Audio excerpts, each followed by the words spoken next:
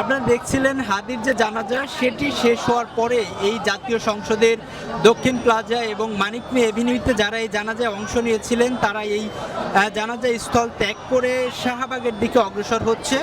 অর্থাৎ শাহবাগে কিন্তু নেওয়া হবে হাদির যে মরদেহ সেটি, এবং সেখানে ঢাকা বিশ্ববিদ্যালয়ের জাতীয় কবি কাজী নজরুল ইসলামের যে সমাধিস্থল রয়েছে সেখানে দাফন করা হবে।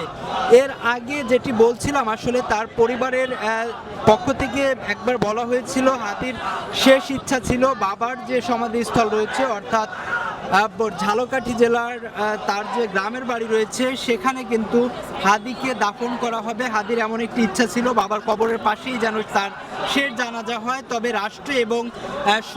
রাষ্ট্র এবং পরিবারের সর্বশেষ সম্মতিক্রমেই ঢাকা বিশ্ববিদ্যালয়ের জাতীয় কবি কাজী নজরুল ইসলামের সমাধিস্থলের পাশেই হাদিকে দাফন করা হচ্ছে।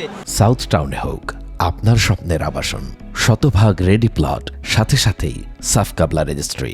হাদির এই যে জানাজায় যে লোকজনের সমাগম হয়েছে এটি আসলে ইতিহাসের এক বিরল জানাজা বলা হতে পারে, কারণ এর আগে এত বড় জানাজা খুব একটি কমই হয়েছে।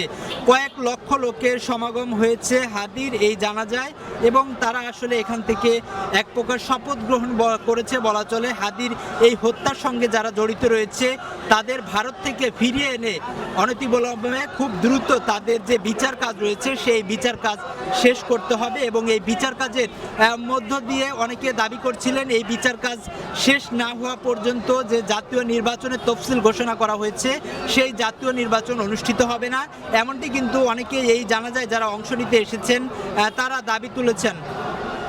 তবে এর আগে আমরা দেখেছি হাদির যে বোন রয়েছে তিনি কিন্তু গণমাধ্যম কর্মীদের সঙ্গে একটি ভিডিও বার্তা দেখেছি তার, সেখানে তিনি যেমনটি বলছিল যে কিছুতেই জাতীয় নির্বাচন পিছানো যাবে না, এই ধরনের উদ্যোগ যেন না নেওয়া হয়।